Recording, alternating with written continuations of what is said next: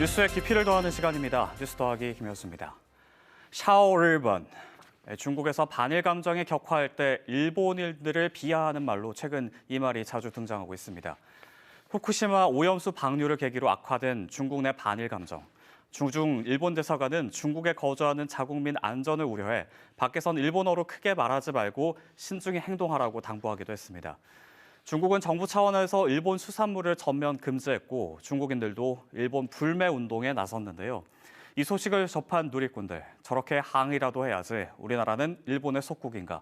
중국만큼은 아니더라도 비판과 반대 목소리는 내야 정상이다. 노 재팬, 개인적으로 동참한다. 이런 의견을 내기도 했습니다. 우리나라도 이렇게 일부 국민과 시민단체를 중심으로 일본 불매 운동을 전개하려는 움직임이 있는데요.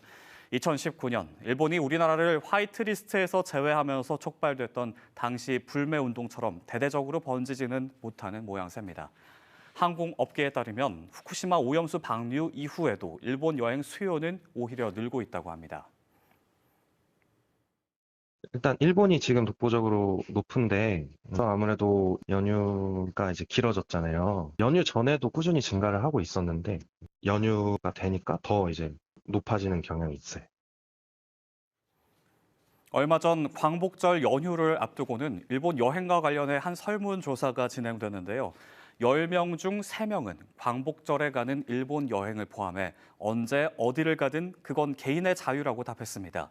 특히 젊은 세대일수록 광복절에 가는 일본 여행에 대해 더 유연한 생각을 갖고 있는 걸로 나타났는데요. 일단 우리나라에서 일본 여행 수요가 높아진 이유, 엔저 현상도 있지만 중국이 코로나19로 외부 관광객 유치에 미온적인 태도를 보이면서 일본 여행 수요가 늘었다는 게 전문가들의 분석인데요. 후쿠시마 오염수 방류로 인한 영향은 없었던 걸까요?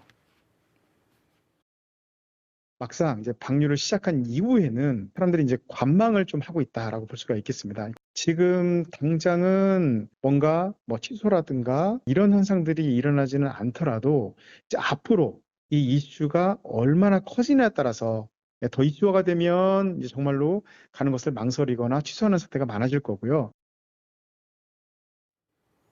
또 한 편의점 브랜드에서는 후쿠시마 오염수 방류가 있었던 최근 일주일간 매출이 지난달 같은 기간보다 무려 35%가 넘게 늘었는데요. 인터넷에서도 이른바 오픈런, 문을 열자마자 일본 맥주를 사러 갔지만 동이 나서 구하지 못했다는 글이 많이 올라오고 있습니다. 결국 이번 후쿠시마 오염수 방류 사태에도 우리나라는 중국처럼 혹은 2019년 노 재팬처럼 대대적인 일본 불매 운동이 일어나기는 힘들 것이라고 전문가들은 전망하고 있습니다. 몇 년 전에 반일 불매 운동이 굉장히 거세게 그 움직임이 그 소비자 선택에 영향을 미쳤다 이렇게 볼 수가 있는데요. 소비자 선택의 권리를 월권적으로 침해하는 건 바람직하지 않다. 한편 우리나라 관광지는 이른바 유커들로 다시 호황을 맞았습니다. 일본을 대신해 우리나라를 찾은 중국인들, 그런가 하면 일본으로 몰려가는 한국인들. 후쿠시마 오염수 방류를 둘러싼 한중일 3국 관계는 과연 어디로 가고 있는 걸까요? 지금까지 뉴스 더하기였습니다.